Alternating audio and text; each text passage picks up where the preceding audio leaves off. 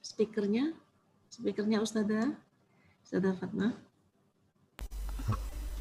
Baik, hadirin sekalian, untuk selanjutnya kami buka sesi pertanyaan untuk dua penanya. Jadi kami silahkan kepada seluruh hadirin apabila ada yang ingin ditanyakan, silakan menekan tombol raise hand untuk kemudian kami persilahkan untuk bertanya. Yang pertama dari akun Zoom atas nama Titik Parwati. Nah, kepada beliau disilahkan untuk menyampaikan pertanyaannya. Waalaikumsalam warahmatullahi wabarakatuh. Jadi tadi dikatakan bahwa jantung mempunyai medan elektromagnetik 5.000 kali lebih besar daripada otak. Ya, 5.000 kali lebih besar dari otak. Dapat mengirimkan detak yang berdiameter 3 meter gitu nggih. Pertanyaan saya ini ada istilah telepati ya, Bu Dokter ya. Itu bagaimana korelasinya dengan telepati itu seperti apa, Bu Dokter? Kemudian yang kedua ada yang namanya vibrasi yang positif itu bagaimana mempengaruhi ketika anak-anak itu malas. Kita pengen mereka rajin ya, mereka bersemangat kembali. Bagaimana untuk mempengaruhi dengan vibrasi kita itu berpikir positif supaya perasaan kita itu mempengaruhi mereka. Itu bagaimana, Ustazah? Itu saja. Terima kasih. Terima kasih Bu Titi, Masya Allah. Untuk selanjutnya, untuk penanya kedua, kami silahkan kepada akun Zoom atas nama Ustazah Sonya, disilahkan untuk menyampaikan pertanyaannya. Assalamualaikum warahmatullahi wabarakatuh. Bu Dokter Aisyah, saya memiliki dua putra, yang pasti setiap putra itu memiliki karakter dan sifat yang beda lah. Nah, sekarang ini saya benar-benar sedang menghadapi putra kedua saya yang sangat berbeda ya.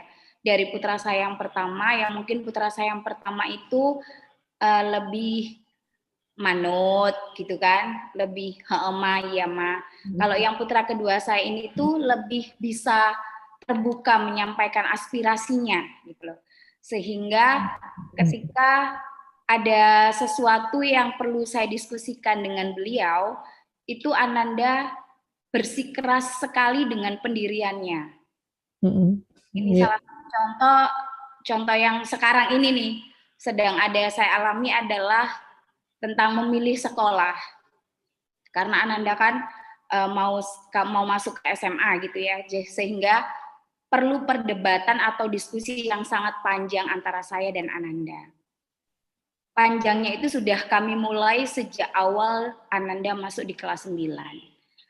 Karena anak usia yang sekarang ini di remaja kelas 9 ini pasti sudah mulai punya idealis, kemudian ada teman-temannya say A, mereka ikutan A. Nah, ini saya mohon diberikan tips bagaimana agar saya juga tidak seperti orang tua yang memaksakan kehendak, karena kita tahu bahwa masa depan anak kita adalah mereka yang pegang.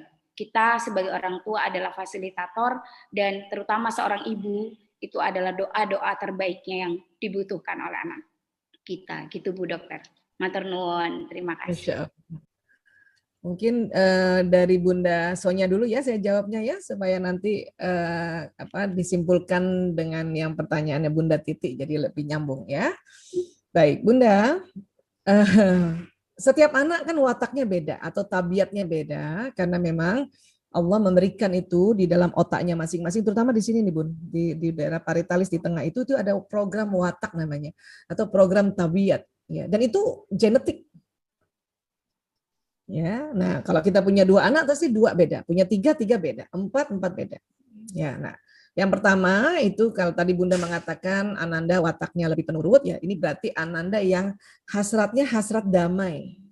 Ya, kalau misalnya kita belajar watak di konsep Islam ini berarti anak pertama itu wataknya watak Abu Bakar As-Siddiq radhiyallahu anhu.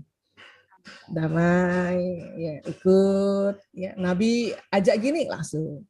Ya, Rasulullah cerita gini langsung, ya makanya disebut As-Siddiq.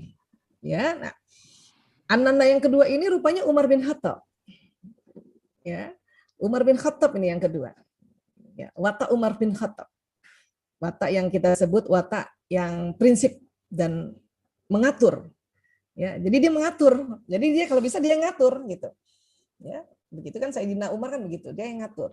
Ya, memang dia terkesan spontan, tegas dan itu tadi ya, apa pokoknya Bunda akan rasanya setiap ada sesuatu harus didiskusikan agak panjang dan mungkin tadi ada istilahnya perdebatan gitu ya. Namanya saja Umar.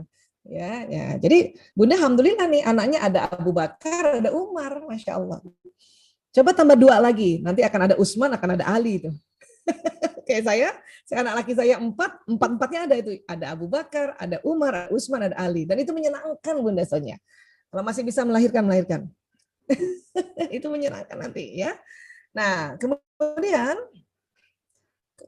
watak Umar itu senantiasa senang kalau kita diskusi dengan tanya tujuan. Kamu pilihnya SMA ini tujuannya apa? Ya. Dan selalu dia tujuannya apa nak? Biarin dia kasih tahu ini Bunda, ini. Oke, alhamdulillah. Kita ya bersyukur dulu bahwa dia ada tujuan. Ya. Ada tujuan. Jadi bukan bertanya kenapa kamu pilih sana, bukan. Apa dulu? Karena watak Umar itu selalu di otaknya apa? Apa tujuannya? Apa tujuannya? Ya. Nah, itu dia akan senang kalau Bunda mengerti cara ya di dalam diskusi ini tentang cocok dengan wataknya atau tabiatnya, yaitu apa tujuannya, Nak. Kalau perlu Bunda catat. Karena anak-anak sekarang senang sekali kalau orang tuanya mencatat waktu kita diskusi dengan dia, karena itu menunjukkan kesungguhan orang tua ya untuk memahami mereka. Catat di agenda kah, atau kalau misalnya Bunda Sonya memang generasi milenial, catatnya di gadget juga bisa. Kalau saya tetap di kertas, bahkan saya itu selalu menyiapkan kertas-kertas yang warna-warni. Oh, ini kebetulan sedang habis ya. Warna-warni itu saya setiap dimanapun ada gitu, di meja makan ada, di tempat kerja saya ada, di tempat tidur. Jadi kalau tiba-tiba ada anak saya datang ajak diskusi sambil tiduran, saya langsung ambil kertas itu yang post-it itu, catat-catat. Ya, catat. Anak-anak tuh senang loh.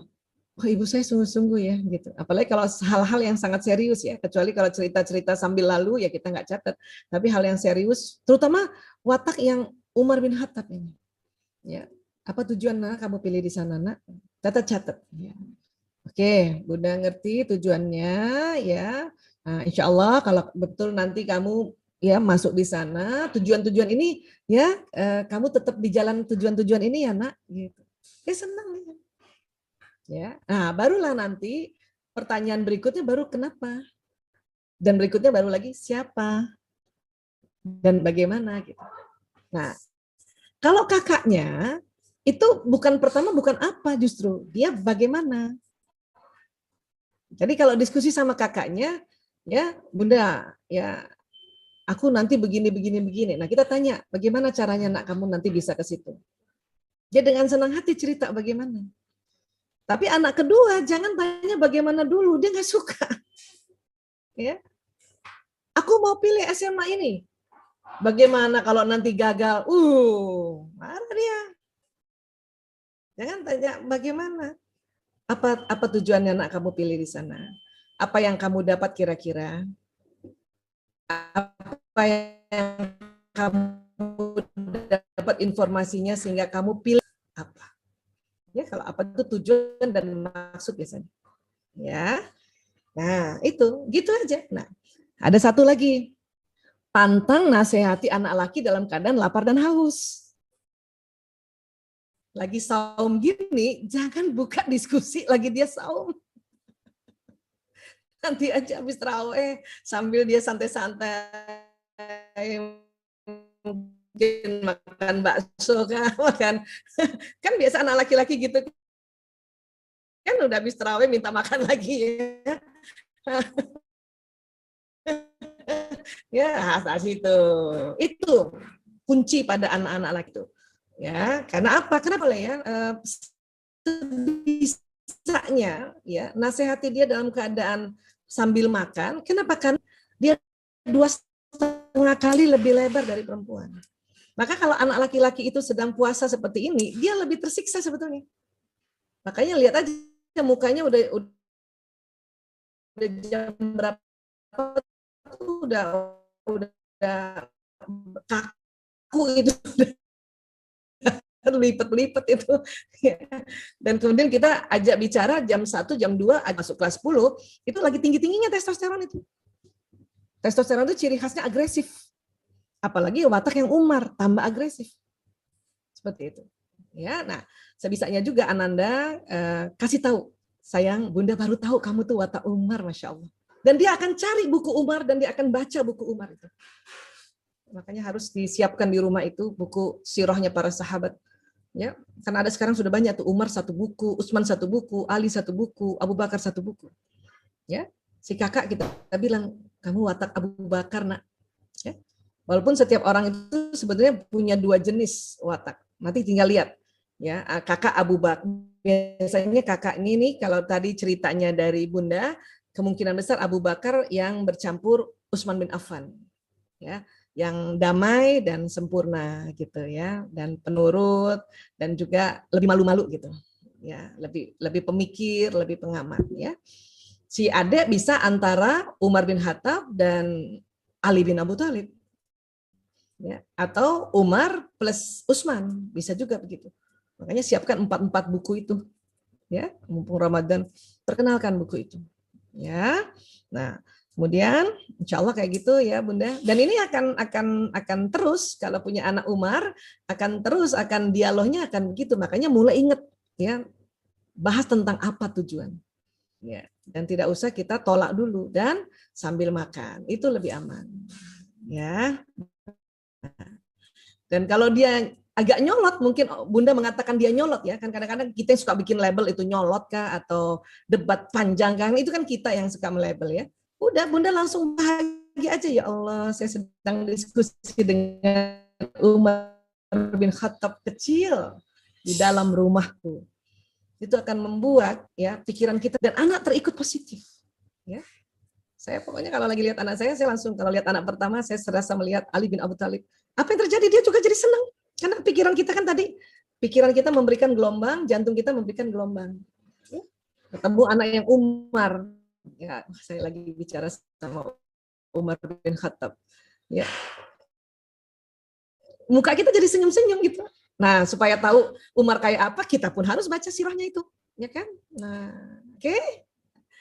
Sinyal-sinyal inilah, nah sekarang saya jawab pertanyaannya Bu Titi. Sinyal-sinyal inilah namanya telepati kalau bahasa dulu. Kalau bahasa sekarang namanya vibrasi gelombang.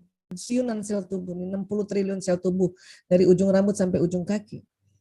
Nanti membentuk, makan minuman ini membentuk energi badan yang seluler, badan kasar ini, dan gelombang.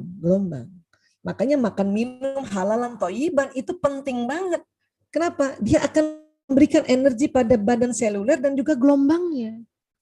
Gelombang sinyal yang dari makanan halalan thayyiban itu cakep banget gelombangnya. Ya. Apa sih yang dibawa gelombang ini? Ucapan-ucapan, ya, ucapan, pikiran, perasaan, niat, doa, prasangka itu. Ya. Nah, ini namanya dulu telepati. Ya. Itu supaya anak-anak semangat gimana Bu Aisyah? Pertama adalah ibunya harus semangat.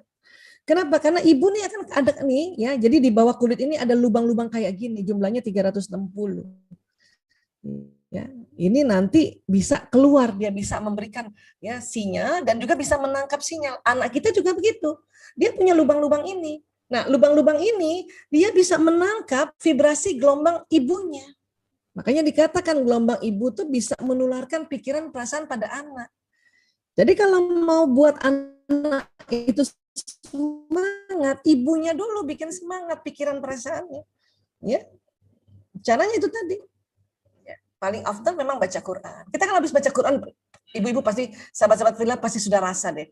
Ya, lagi malas-malas habis baca Quran, ya, ayat demi ayat tuh kayaknya apalagi baca artinya, kok kayaknya jadi ini ya, jadi semangat ya gitu.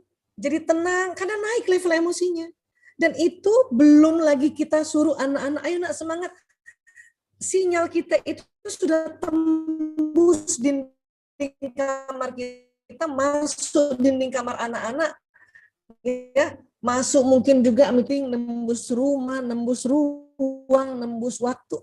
Sebagaimana sinyal yang kita sedang pakai ini, namanya Zoom meeting ini. Dan Zoom meeting ini yang bikin manusia loh. Dan sinyal ini yang ada di tubuh manusia itu yang bikin Allah. Cuman sayangnya kita jarang belajar ini. Makanya kita menganggap sinyal yang buat dahsyat lebih cepat sampai. Hanya memang ya sinyal-sinyal yang dibuat oleh manusia ini memudahkan saja untuk kita bisa langsung ya menerima dan menampakkan wajah. Zaman dulu ini yang dipakai oleh para buyut-buyut kita, nenek moyang kita dalam berkomunikasi. Ya. Misalnya Raja Samudra Pasai, dia mau ngomong sama Sunan Gresik pada saat itu. Itu pakai sinyal ini, mereka berdoa, sama-sama berdoa. Ya. Langsung terasa itu. Kenapa? Zaman dulu belum banyak halangan, belum banyak gedung, belum banyak jembatan layang. Pohon masih banyak, dan pohon itu dari setiap tumbuh-tumbuhan hidup itu juga mengeluarkan gelombang yang memperpanjang sinyalnya orang-orang. Kalau sekarang banyak gedung, makanya susah banget kita ya mengirimkan sinyal seperti ini. Kenapa? Terhambat gedung-gedung tinggi, jalan raya, belum lagi berantem sama sinyal-sinyal provider ya, XL, Telkomsel, Indosat. Jadinya ya makanya kita tuh harus terus-terus dikencengin ini doanya, dikencengin niatnya, dikencengin dialog jiwanya. Ya, karena banyak hambatan sekarang. Dulu nggak banyak hambatan. Bayangin dari Samudra Pasai ya di ujungnya Aceh ke Gresik kan, kalau kita cerita baca itu kisah-kisahnya para wali songo itu. Ya, itu mereka saling. Nah, itulah namanya telepati istilahnya. Kalau ibunya XL, anaknya XL. Ibunya Telkomsel, anaknya Telkomsel. Bu, kalau Telkomsel sama Telkomsel telepon langsung kan cepet sambungnya kan, Bu. Nggak bayar pula kan? Nah, seperti itulah kira-kira. Ya, jadi sekali lagi ya betulin pikiran dan perasaan kita, Bu, untuk mewarnai satu isi rumah.